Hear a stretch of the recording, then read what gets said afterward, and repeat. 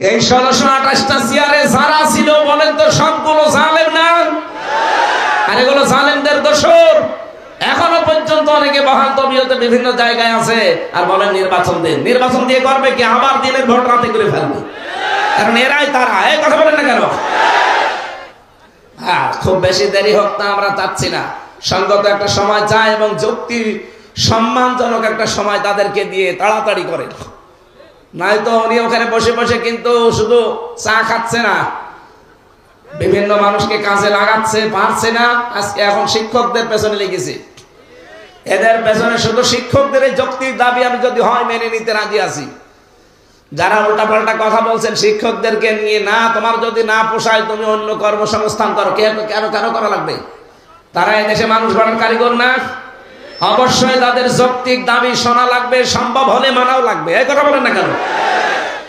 এদেশের ইমামদেরকে কলকাতার মতো যদি ইমাম, মুয়াজ্জিন, খাদেম, খতিবদেরকে যদি ভাতা দেওয়া যায়, যে সমস্ত শিক্ষকরা শুধু শিক্ষা দিয়ে যায়, বেতন পায় না, তাদেরও বেতন দেওয়া লাগবে। কি করে দেবেন আমরা জানি না।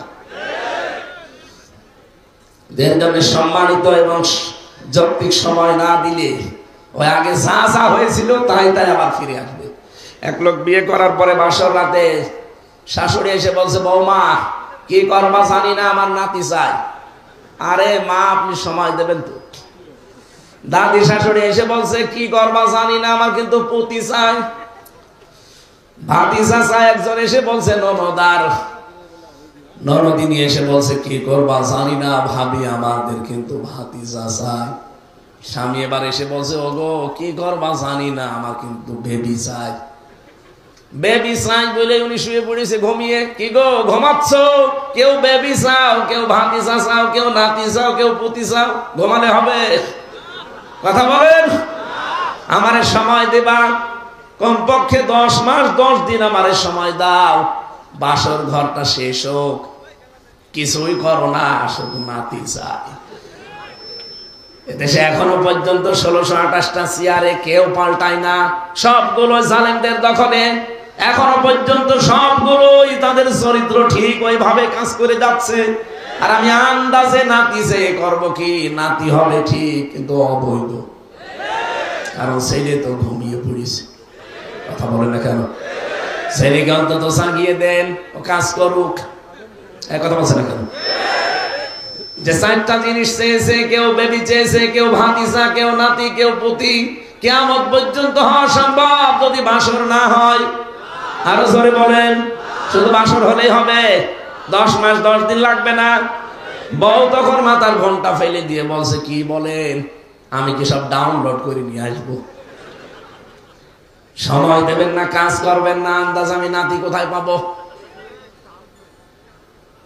এখানে আমরা চাচ্ছি যারা দায়িত্বে আছেন, এই ষড়যন্ত্র যেটা আরম্ভ হয়েছে এটা থামবে না। এটা থামাতে হলে একমাত্র পথ হচ্ছে বৈধ সরকারের হাতে দেশটা তুলে দেওয়া। কিন্তু বৈধ সরকারের হাতে দেশটা তুলে দিতে হলে বৈধতা লাগবে। সেই পরিবেশ এখনো কায়েম হয়নি। আলেমরা এটা টের পাচ্ছে। এক কথা বলেন না কেন? আমরা এখানে চাচ্ছি যারা দায়িত্বে আছেন, আপনারা আমরা বছরের পর বছর দেখতে চাই। যৌক্তিক সময় নেন, সম্মানজনক সময় নেন, খুব তাড়াতাড়ি পরিবর্তন দরকার আমাদের। এদেশে যেহেতু সাদাবাজি বাড়ছে, ডাকাতি বাড়তেছে, পুলিশ সব নীরব ভূমিকায় আছে। পুলিশের এই ভূমিকা সামনে আসবে তখন যখন দলীয়করণ বন্ধ হবে। আমরা চাচ্ছি এই মাহফিল থেকে আহ্বান জানা, যারা দায়িত্বে আছেন পুলিশের বিভাগটা আলাদা করে দিন। ওরা কোন নেতা নেত্রীর কথা মতো চলবে না। কথা বলেন না কেন? ওদের বিভাগ হবে আলাদা।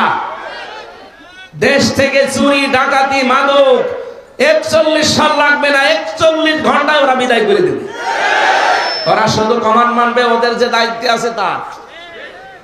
নয়তো আবার যারা আসবে তারা এই দলীয়করণ করে আবার এই দেশটাকে রসাতলে নিয়ে যাবে। না, এটা আমরা আর হতে সামনে দেব না। এই জন্য আমাদের উচিত হচ্ছে ইবাদতটা মানুষকে এখন থেকে বোঝানো। ইবাদত মানে শুধু নামাজ পড়া না, রোজা করা না, শুধু হজ করা না, যাকাত দেওয়া না, শুধু পাগড়ি মাথায় দিয়ে হু হু করা না। ইবাদত মানে আল্লাহর বিধান যেখানে, ওটা মানা লাগবে রাসূলের তরিকায়। কথা বলেন। বিশ্বনবীকে আল্লাহ জানিয়েছেন আপনি যান, এইটা আপনি সমাজে, পরিবারে, রাষ্ট্রে প্রচার করবেন। কল্যাণময় রাষ্ট্র বানাতে হলে এটা রাখবেন।